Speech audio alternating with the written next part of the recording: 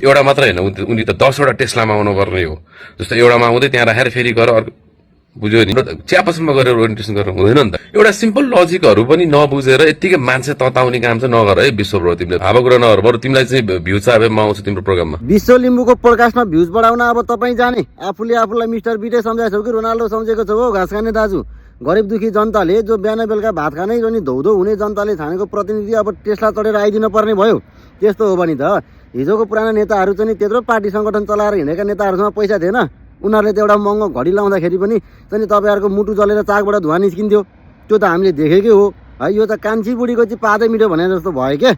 भोलि राजनीतिमा विनोद चौधरी नै आयो भने पनि उहाँलाई पनि प्रश्न गर्छन् जनताले, उहाँको पनि चाहिँ सम्पत्ति छानबिन गर्छन् जनताले है। त्यसले चढेर आइदिनु पर्ने हो भने त अब महावीर पुनलाई त अब नेतै नभन्नुपर्ने बेला भयो नि त। उहाँले त एउटा कपडा पनि गतिलो लाउनुहुन्न, उस्तै परे अर्काको लाएर हिँड्नुहुन्छ, कटु लाएर हिँड्नुहुन्छ।